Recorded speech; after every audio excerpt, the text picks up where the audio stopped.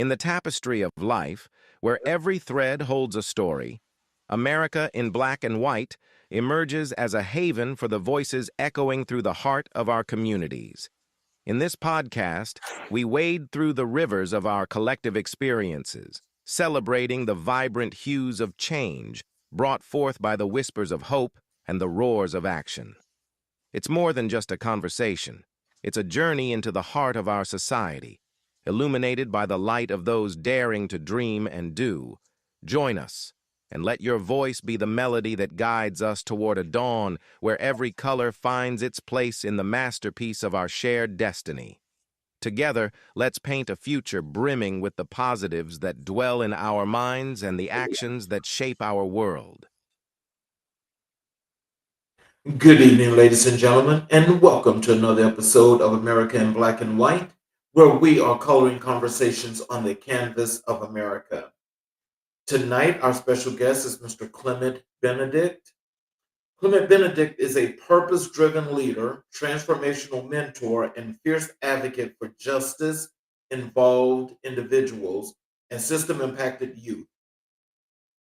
As the founder and executive director of the Role Initiative, that's ROLE, Clement leads a multi state social impact organization rooted in responsibility, opportunity, leadership, and empowerment, offering trauma informed, credential based, and culturally responsive programming across New Jersey, New York, and Pennsylvania. Born and raised in Brooklyn, Clement's journey is one of profound resilience and renewal. Once caught in the cycle of incarceration, Clement served 8 years in correctional facilities where he uncovered a passion for leadership and peer mentorship. While behind bars, he led a transformative workshop for over 100 incarcerated men, women, and youth, turning adversity into purpose and beginning the foundation for what would eventually become the Role Initiative.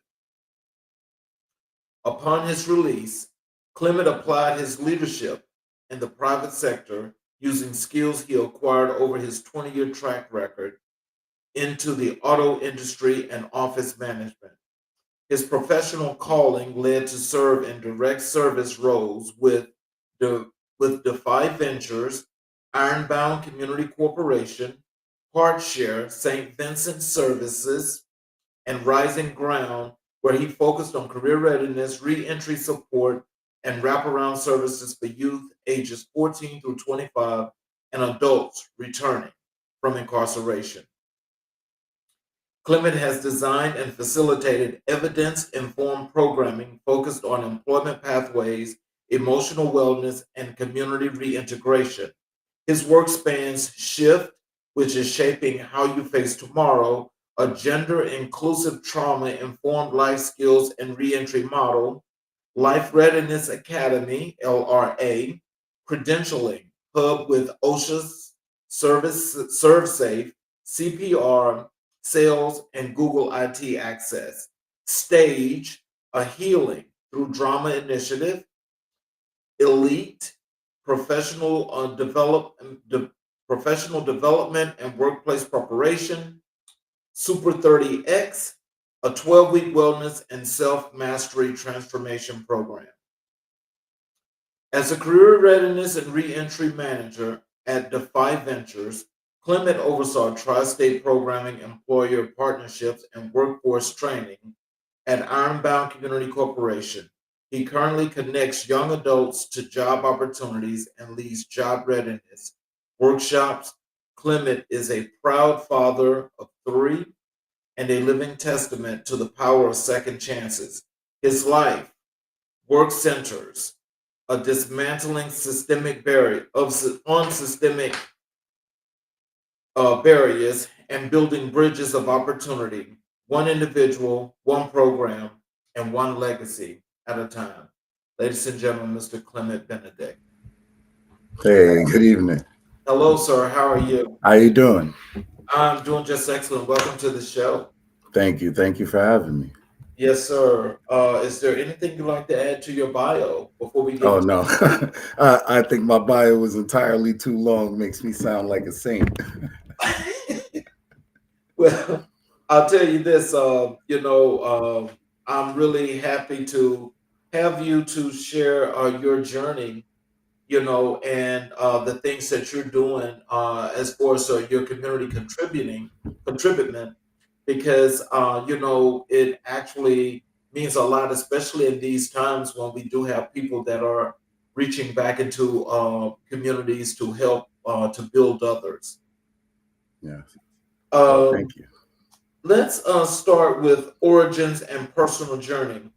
Let's talk about your story and establish this connection, as to you and the work that you're doing.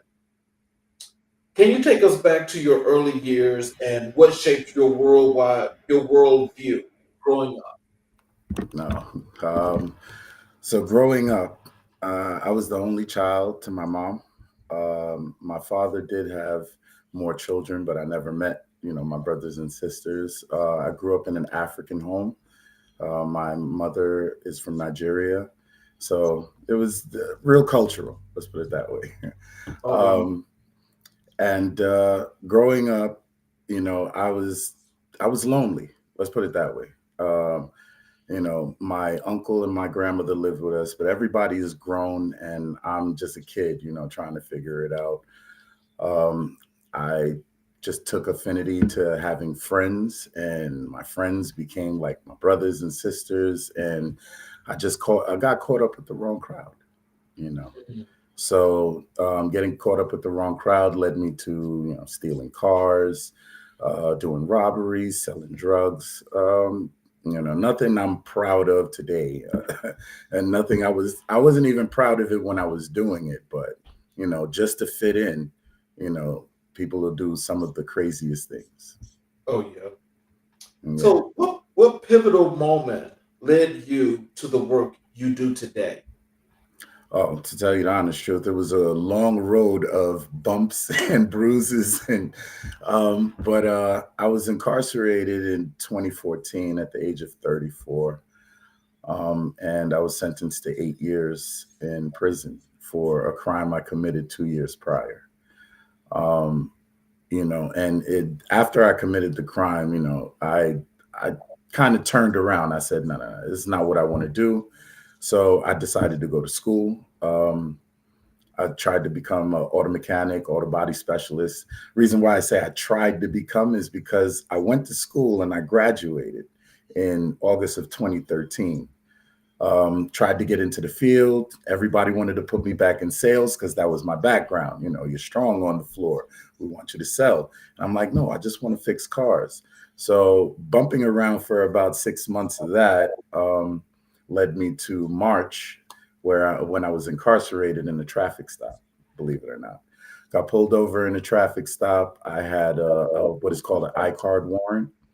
And that was it. That was the last time I saw freedom for the next 6.5 years. Um, so while I was incarcerated was pretty much when I made my change. It was that I would like to say it was that first night that I landed in my first prison. So you go through a process. You go to Rikers Island. After Rikers Island, you're going back and forth to court. Once you're convicted, they send you to a transfer center. It's, um, Man, I can't even remember that place. I'd have blocked it out of my mind. Well, But yeah, they sent you to downstate correctional facility. That's the transfer. So I went to downstate, and the next place they sent me to was Coxsackie correctional facility. So I guess it was that night when the door closed on me in reception. I'm looking out the window because it was a snowstorm at the time. I went up December 28th of 2014. So it was right after Christmas. And there's snow all over the place. And when you're going upstate, the snow is different from in the city. I'm from Brooklyn. I'm not saying snow doesn't get high. We've had some bad storms, but not your upstate snow. This is different. Like the right. bus is driving through a tunnel of snow on each side, like they're walls. So I get to my cell, the door closes. I'm looking out the window because I'm trying to take it all in. Like, all right, I'm still spinning because it's like, I looked at my sheet, 2021. but we're in 2014. I'm like 2021. I just couldn't fathom it. So um, I'm sitting there looking out the window. The snow is almost as high as the fence, and I'm just like, I'm upstate, man. Like I'm really in prison. I'm not going home, like no time soon. I'm pretty sure, yeah, there are many people that have more time than me, less time than me, but everybody's situation is different. And this happening to me after I was Mr. I get out of all kinds of trouble. Yeah, it was a life-changing moment. I thought about a lot. My kids, I thought about my family, it was a lot. But I think that even in that process and just listening to you tell that part of your story, it actually says a lot that you instantaneously thought about, that whole situation because that's not where you wanted to be. Yeah, And absolutely. and so just when something like that was happening, like what were you thinking as to what you're gonna do when you get out of there? Honestly, I had no idea what I was going to do Mhm. because the only thing that kept ringing in my head is you're not supposed to be here. Right. You know, like that's the only thing I kept thinking. Like you're not supposed to be here. But I just knew that I had to do something better, Right. and that's really what it was for me. Like I have to leave this place better than I came in, and it's not that I was so bad off. I had jobs. I did a little bit of hustling here and there. I was what you call one of those guys that played the fence. I Okay. was never 100% in the streets, and I was never 100% in the workforce. I was just existing. Let's put it that way.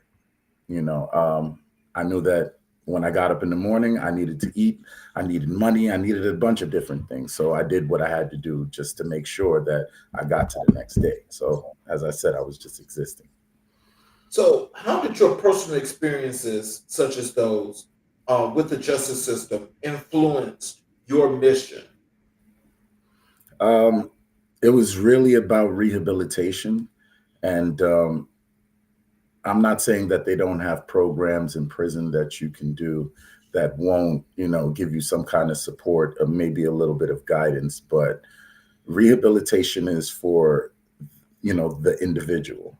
Mhm. When you go to prison, nobody's really just jumping out to try and help you. That's not what it's there for.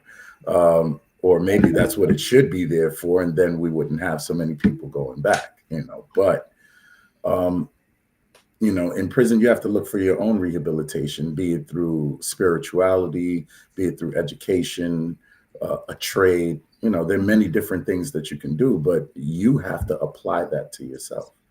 And my problem was not knowing who I was. You know, I didn't know who I was. I just knew I could do a whole bunch of things. I knew I was good at this, good at that, not so good at this, but who was I?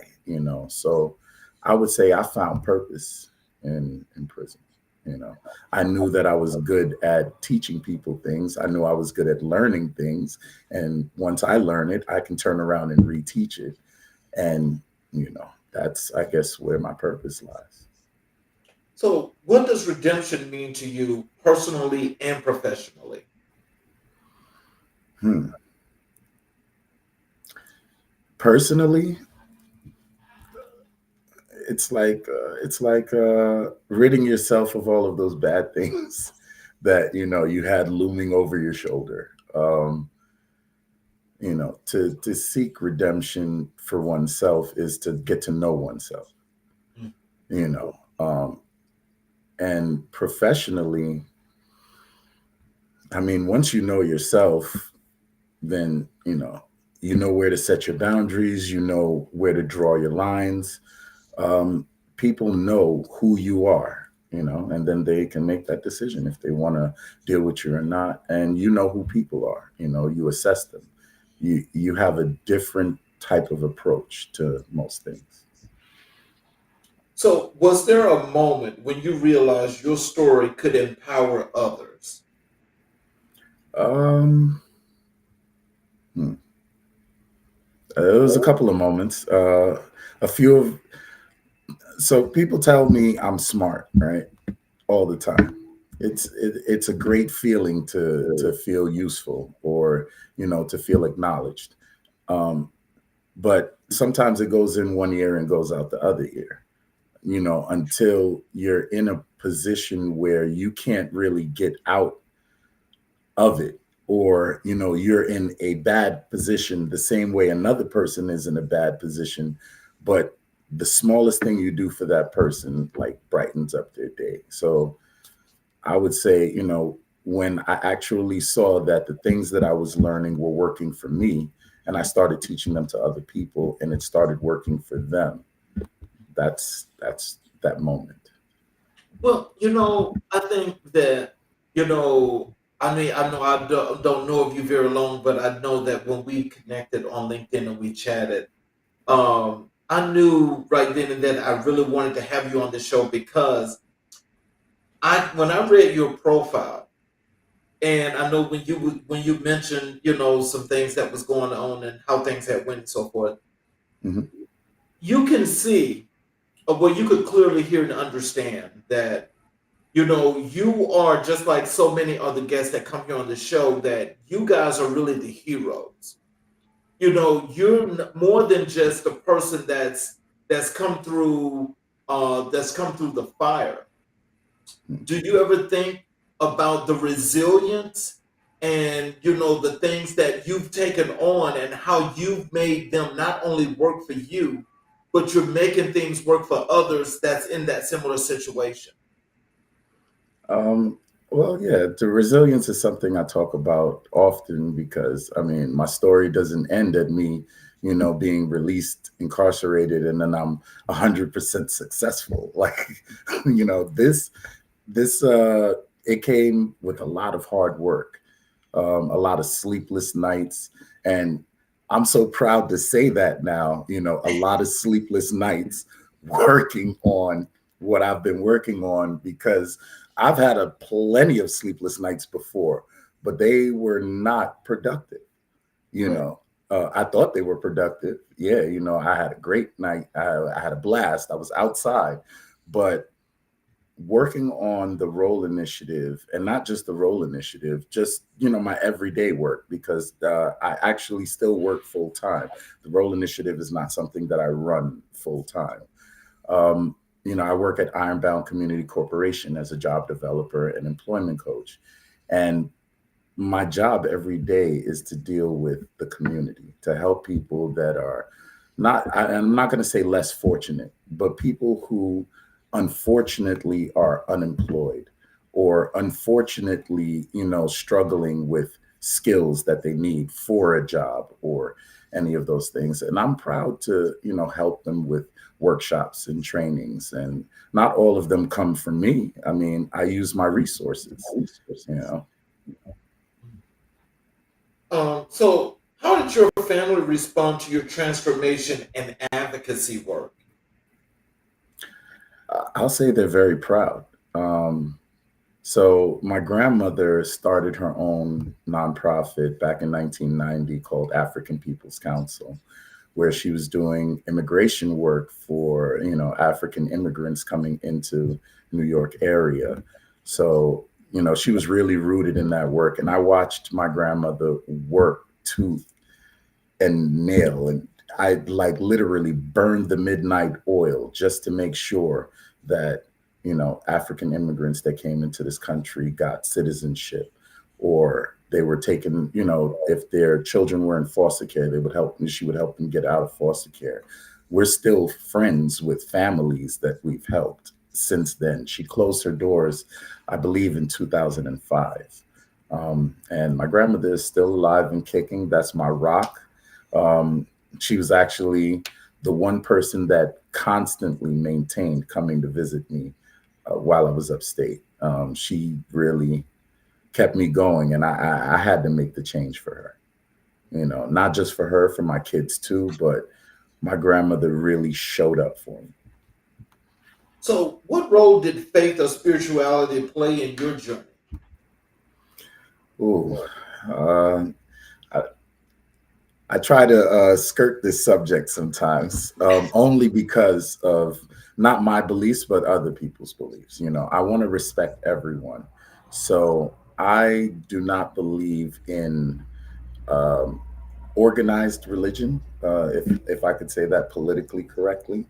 Um, I'm more of a spiritualist. I'm a practicing Buddhist, and you know, I'd rather follow a path of enlightenment than somebody saying I have to pray to this God or that God. And I don't believe in any particular God. As I said, I'm spiritual. I know there is something, out That's a there higher. higher than, yeah, that's a higher being or a higher on a higher plane than us, but I don't know what that is. So I'm not going to put a name to it, a face to it, or a construct to it. What I will say is, in my studies of Buddhism, it leads me to learn, to observe, to discover, to be a right person, you know, preach the right things and try to lead in the right direction. So that's pretty much what I follow.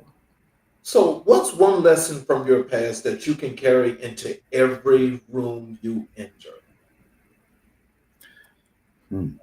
Lesson from my past. One Ooh, lesson. just one. I was gonna say it's so many. I could spit bones like crazy, but um, one lesson I would say is listen more than you do anything. Mm. Observe more than you do anything.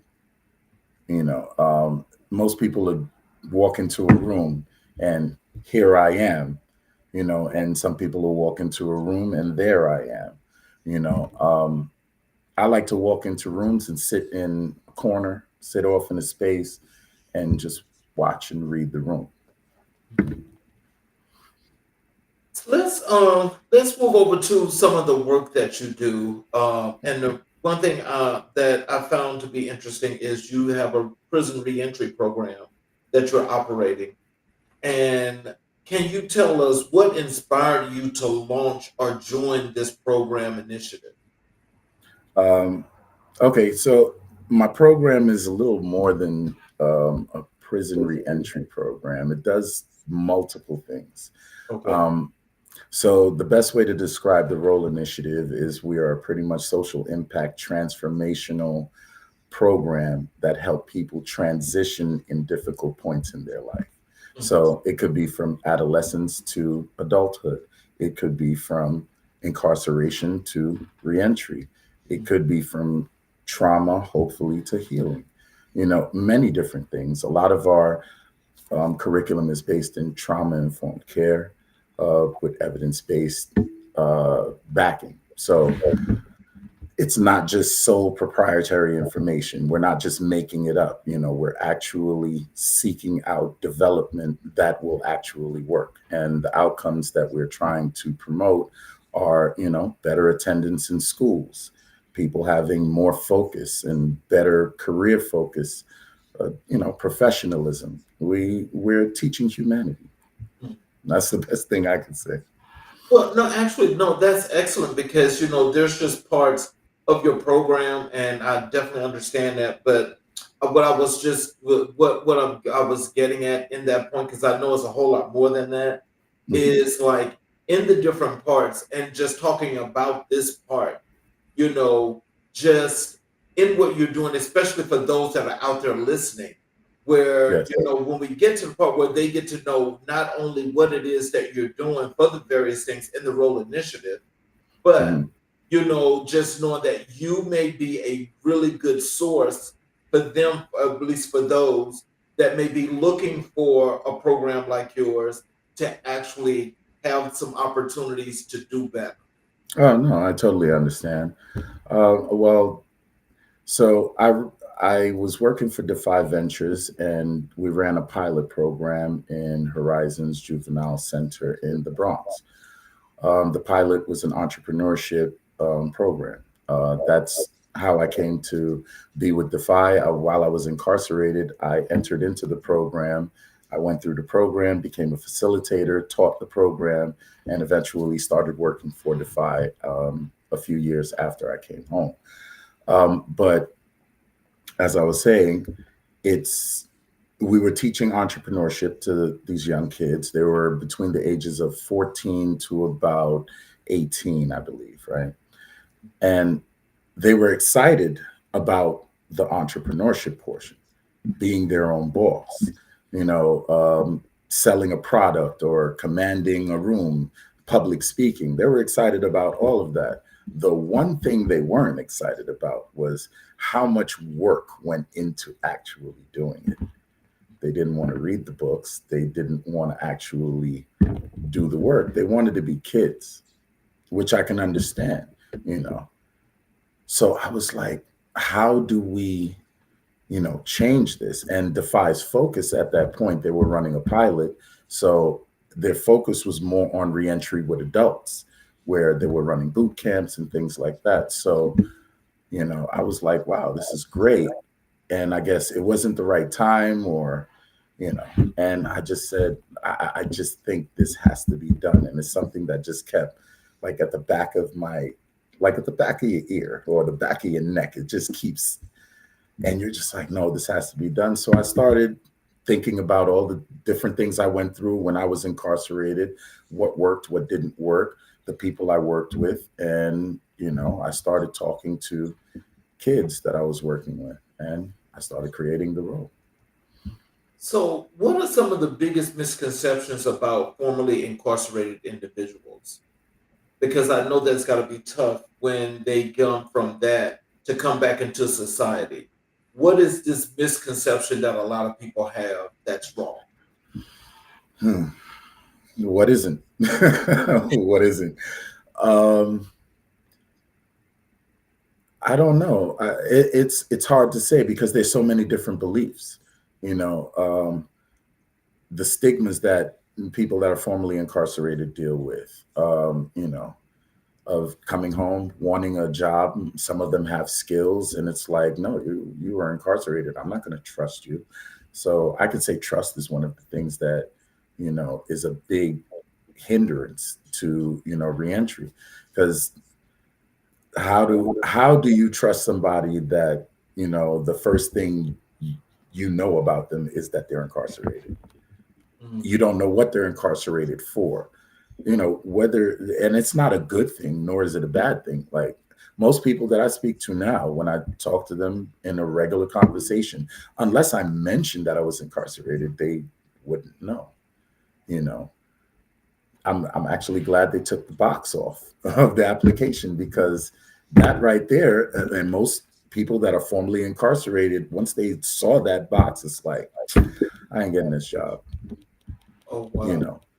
So, you know, I can't speak for anyone else because I don't want people to say, oh, he's just blanketing in an opinion. Right. But, you know, what I perceive is that, you know, we haven't changed. Mm. See, so And that so that's transitions into this question here, because what I hear from you is that, and I think that's what makes your work so important, is because, like, how do you help these people rebuild their lives post that? Because mhm. I know that once they go through that kind of scrutiny, something has to help them to build. How do you do that? It's so the reason why a lot of my curriculum is based in trauma informed care is because when you're incarcerated, you're traumatized. I believe that. Yeah, I don't know what anybody else thinks, but you are traumatized because you're taken out of regular society and now you're put into a sub society of regular society. And then on top of that, you're told what to do, despite what anybody says they are going to do. You're Mhm. told what to do. And if you don't do what you're told to do, who knows what could happen to you? Mm. I'm not going to throw any stones, fling any, I'm not going to break any glass, but in my incarceration, I've seen a lot. Mm. I've seen a So lot. So So then when you was working on this curriculum that you have with Roll, yes. and you've got the various segments that you deal with, right? Hmm. So in just dealing with that, and you're working with these individuals, what are some of the things that you had to get yourself set for in order to start doing this? Like instructing and giving people some guidance as to how to move and shape. How did that work? A lot of it is by my own personal experience, things that I've done, things that other people have done, parts of things that I've learned from maybe other programs that I've attended or been in, or, just regular everyday life of trying new things and seeing if they work or if they don't work. Mm.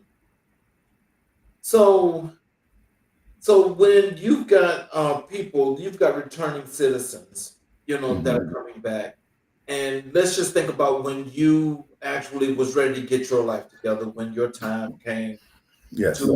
to come and do what you had to do. Hmm.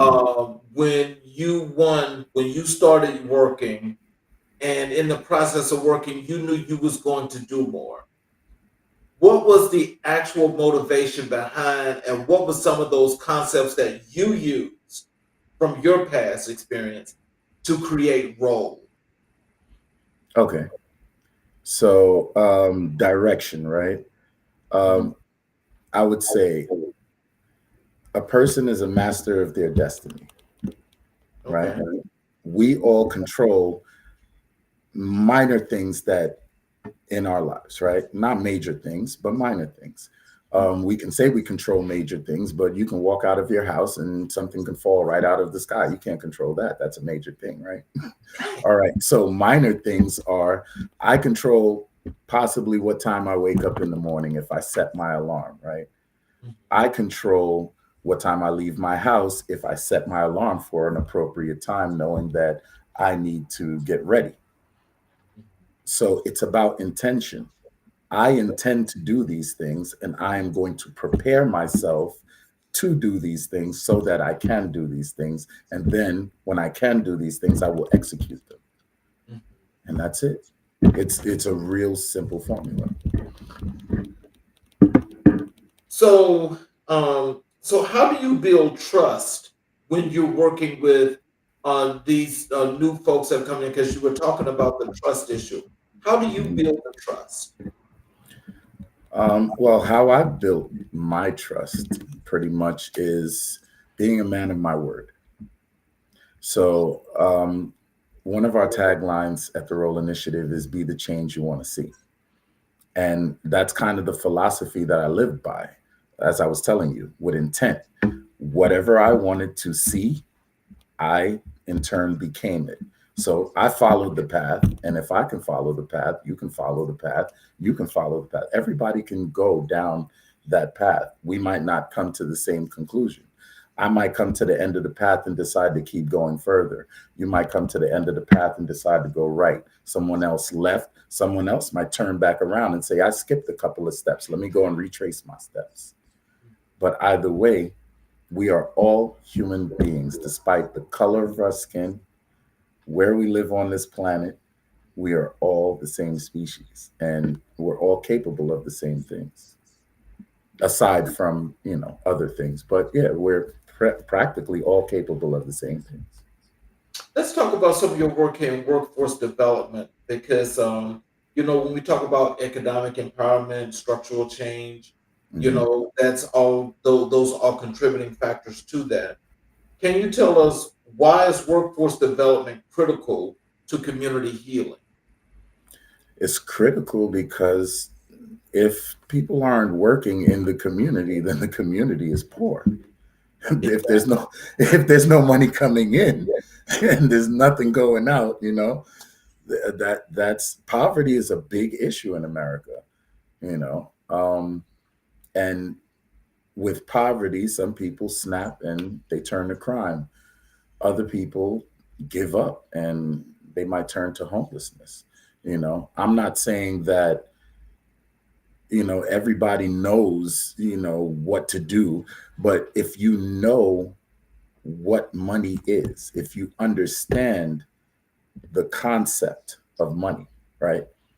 People chase money. I just need a lot of money. I need a lot of money. But if you have a lot of money and no plan, what do you have? A lot of money. Exactly. And if you have no money, but a great plan, you can go get money. Mhm. So it's really about the resources for me. And the Role Initiative is a comprehensive mesh of different programs with resources backed in what we humans need to survive on this planet, from where we are to where we will go. So, what industries are most receptive to hiring returning citizens? I would say a lot of trades industries. Corporate is very hard to get into. Aside from corporate, even some skilled trades, like you could lose your licenses if Yeah. you're incarcerated, even if your incarceration has nothing to do with that working license. Mhm. Take, for example, a dealer's license. I used to have one, got incarcerated, no longer have it. So those things happen. I'm not saying they don't, they do happen. So, how do you prepare participants for Excuse me. long-term career success? Excuse me. I'm sorry. I was coughing. How do you prepare participants for long-term career success? Uh, I start by getting to the basics with them, right? Um, why are you not employed? You know, what can you do? What can lead to employment, right? So, are you employable right now? Um, it's really just assessing if a person is ready to jump into the job market or if they need further development into the job market. Some people have skills in a job market that's oversaturated. So they'll pretty much be sitting on the bench for a very long time because nobody's really leaving that industry. They might have to make a career pivot. So, I try to help people. I start from where they are, you know, and I meet them where they are and I try to take them where they want to go. So, what role does mentorship play in your workforce program? Um, Everybody needs a support system. Having a good support system at home is great, but we are all limited by the information that we possess. So my mom and my grandmother could be nurses, right? And they could be saying, "Yeah, go ahead. We want you to be that, computer engineer," but they really don't know anything about computer engineering. But if I got someone who knew about computer engineering to give me that support with that knowledge in their background, how much more is that support impactful? So the mentorship is around what they're being taught, aside from what they're being taught, what their focuses are on. So we try to push them in that direction to get the mentors that will continue to actually evolve them. So, how do you navigate employer bias and stigma? Strategic partnerships. Okay. Yeah, we're not looking for any employers that are going to give us a maybe. We want definites Mhm. because people don't maybe need a job. They definitely need one. So, Most definitely. yeah. So when you go out and when you seek these partnerships with these companies, like how do you decide which companies you want to seek these partnerships with, and why do you pick those companies? So, a very important lesson that I learned in entrepreneurship is to become a successful business person, entrepreneur, or, in that realm, you have to find a problem that nobody's fixing, and then you fix that problem. Ooh, okay. That's it. Now you gonna have to teach me about that.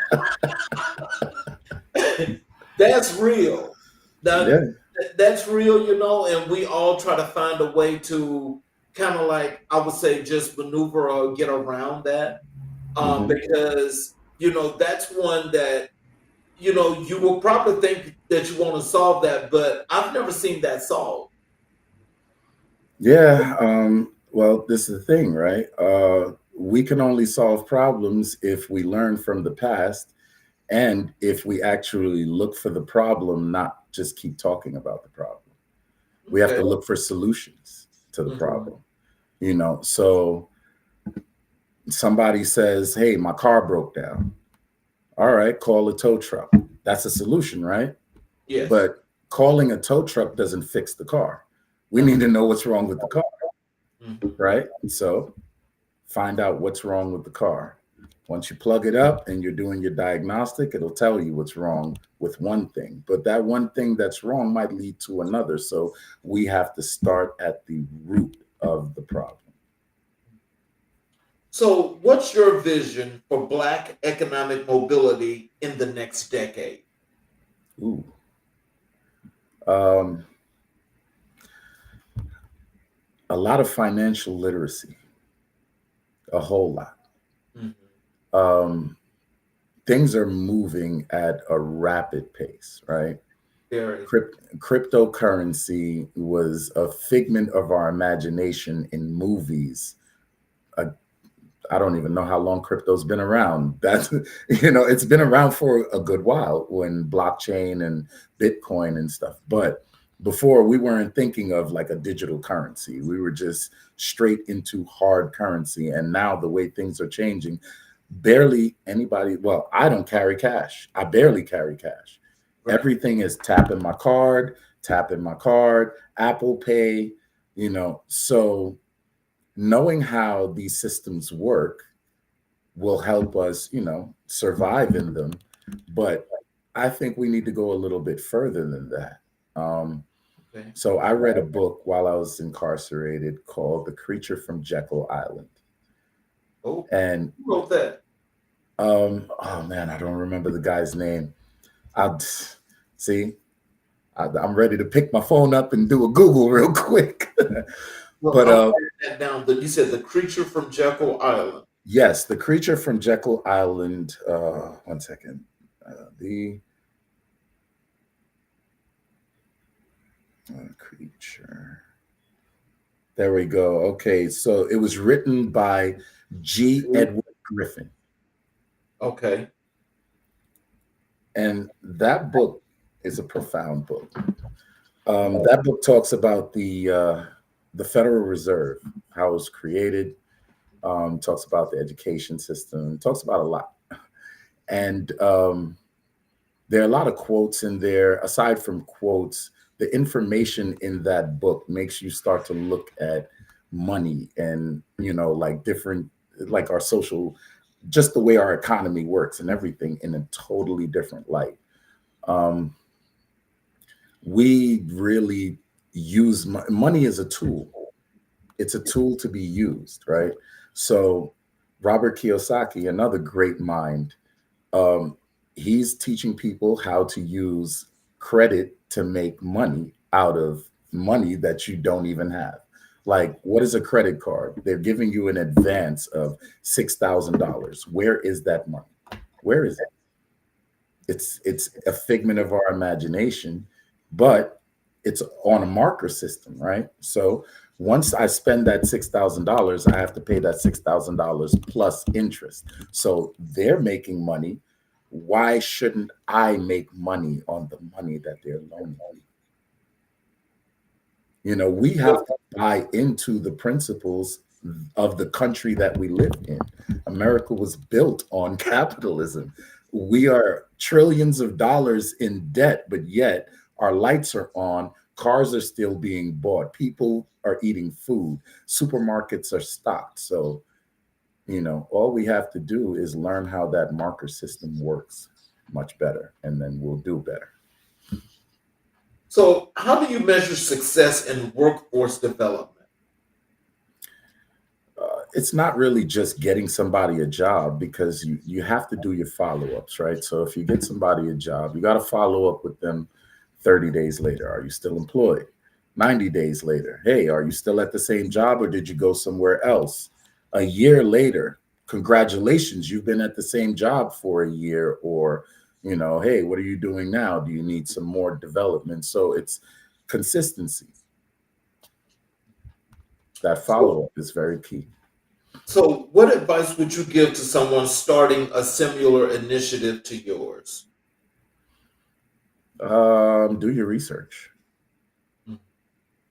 Yeah, definitely do your research. I'm not going to say that everything I've started is successful. There's some things that people are looking like, I don't want to learn that. You're trying to change a person's habits, their mind, the way they work, or not try to change. You're trying to show them a different way of doing things. Possibly they can be more successful in that route or not. So you really have to do a lot of research to find out not just what motivates people, but what can actually help them solve those problems that they have. Let's um let's talk about the youth development program that you work with, what you do as well, and Mhm. with the young people. What led you to focus on youth development? Well, I have kids. My oldest is 23 now. My middle child is 21, and my youngest is 16. And, while I was incarcerated, I just kept thinking of what kind of world, am I going to come back to? We get to watch the news a lot, so I'm seeing, juvenile crime going through the roof.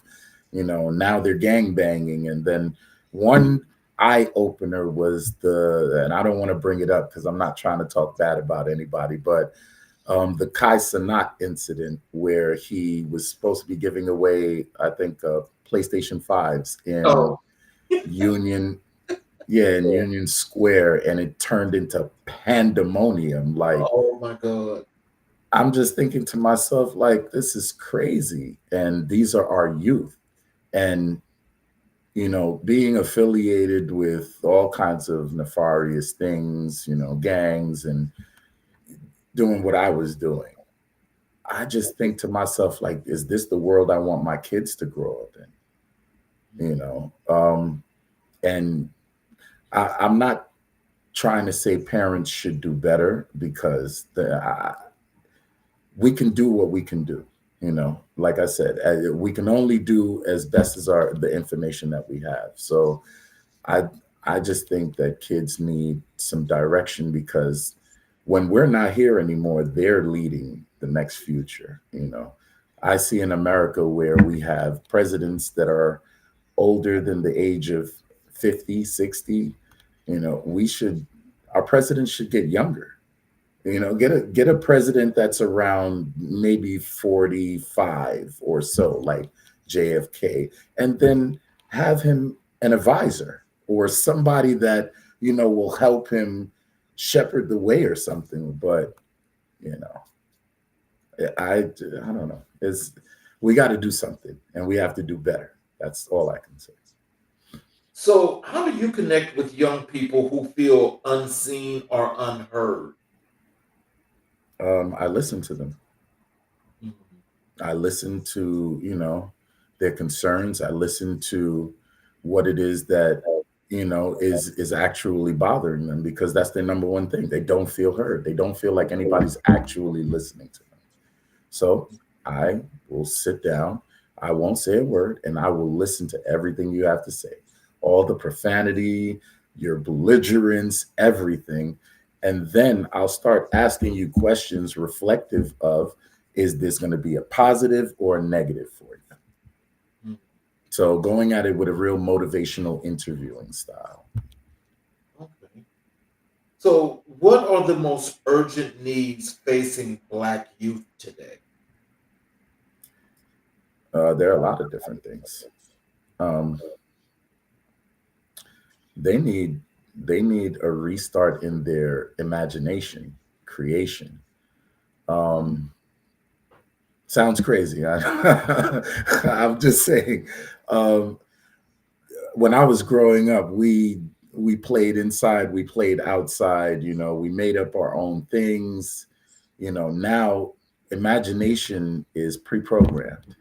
It's in an app. You swipe left, you swipe right, or you tap this. And I don't want to say anything bad about certain shows, but look at Coco Melon.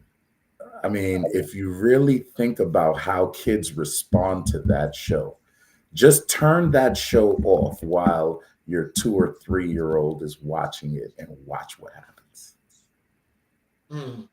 Well, I don't know what Coco Melon is, but Oh, I will it's say, it's it's a kids show. It's a kids show, but they have a lot of like music prompts, and it's an interactive show. And I'm not saying the concept isn't good, but sometimes you have to do things in moderation. And if that's babysitting the kid, then what do you think is going to happen when you turn it off? Mhm. Well, So yeah. do you think? Do you think when we talk, since while we're talking about the youth, Yes. because I've had some conversations with some guests that have been on the show, especially educators, Hmm. and the thing that I've asked, and I especially like to ask you because you deal with youth, is what have you seen with them when it comes to their critical thinking skills? Um, you mean their critical emotion skills? Critical thinking, because a Oh no, lot I of know you said critical yeah. thinking. I'm saying critical emotion Oh, you because said oh, you, I don't oh, I don't even think they think. They go oh, straight to emotion. I'm just I'm just saying. I'm just saying. Um, the youth, not all youth, of course, but the youth right. that I have dealt with, um, when they don't get their way, the first thing they say is, "I'm about to tee up." So tee up is I'm about to tear it up, right? Oh, okay. So you teach And me, thank you. right. So now when they go into tee up mode is supposed to be you're going to give me what I want so I don't destroy everything. Yeah. Oh, oh, okay. Well, I mean, that's kind of what I had to deal with in the group home setting. And not only in the group home setting, you see it on the streets. Everybody is so um, aggressively charged, especially where I am in New York, right? All our youth are aggressively charged. It's like we go from just having a regular conversation to now I'm on 1,000, I'm screaming, I want to fight. And it's bad. It's bad. Now now. I see some of that, but I can't say I've experienced that personally. Oh yeah, I've been right in the middle of fists being thrown and a lot. Yeah. So yeah, I actually had a fire extinguisher sprayed in my face in a fight. Yeah. Well, because like I have some younger nephews and cousins, and sometimes when you see some of that, I have asked the question, "What are you so mad about?" I mean, like, what do these kids tell you that they're mad about? Because I don't really understand that. Because when I was coming up, there was nothing like that. I mean, I don't know what that is, but there's like some, as you say, charge. They're really charged. um, honestly, it's not. I don't even think it's a mad thing. And like I said, this is just my opinion. I don't think it's a mad thing. What I think it is not understanding how to properly control your emotions. Mhm. Also, how to properly express yourself and communicate. Um, we all go through many different situations. A lot of the youth that I've worked with, their parents weren't in the best states, you Okay. know, and that transfer from the parent down to the child of principles and morals, and it just didn't happen the way it for lack of better words or phrase, the way it's supposed to happen, right? And how is it supposed to happen? Our parents are supposed to teach us how to be successful in life, right or wrong. Mm. They shepherd us into adulthood. Yes. And in America, we have many different things that are borrowing. that from happening. Many barriers. Inflation, the economy is the way it is. Unemployment rates are high. Some parents are sinking into depression. Some parents are working 2 and 3 jobs, so they're not even home to supervise or teach their kids anything. By the time they come home, they're too tired. It's like, listen, whatever you say, all right. And that's maybe on a good side if it's that way, even though it still appears and comes off negligent. But then you have the parents that are mad at the situations that they're in, and who do they have to talk to? So, So how do you incorporate history and identity into your youth programs? well, history, it kind of depends. Um, So we do talk about history, the things of the past. We try to get kids to understand what their rights are. So just knowing your simple rights. My program isn't based only for one particular group of people, one race or anything. So we touch on a little bit of everything, and we try to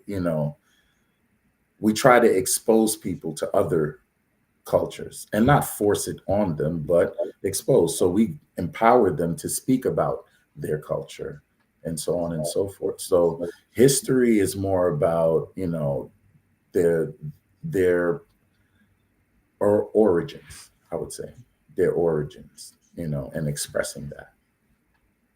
So, what does leadership look like in the next generation? What does it look like now, or what should it look like? I, I would like to know because I don't know right now. I really don't know. There are many leaders in community, and right now it's kind of hard because our communities are suffering. Right. And I don't like to get political, but what I see is that's going on in America right now scares me. Oh boy. Yeah. Yeah, that's all I can say. It scares me. How do you help youth navigate systemic barriers and dream bigger? Um, so as I was saying about the imagination creation piece, um, every plan, everything that we've done in life started from, our imagination, a dream, or, just us thinking it up. And, I try to push them, and me and my staff, we try to push them to dream of what they want, their purest dream. Like if you had a perfect world, what would it be? And then we work into how would you obtain it? And then from how you would attain it to let's start making some little steps to work towards that path. And let's see what would be your purpose. It's like really starting from the very beginning and fine tuning, or starting a sweater from the first thread and knitting it all the way till it's a full sweater. So, what's one moment with a young person that affirmed your purpose? Mm, wow. I actually taught somebody. Okay, so I was working with this kid. We were incarcerated together, and he was in ABE, which is Adult Basic Education, and he could read and he could do math, but he wasn't all that great in it. And I had to teach him, basic algebra.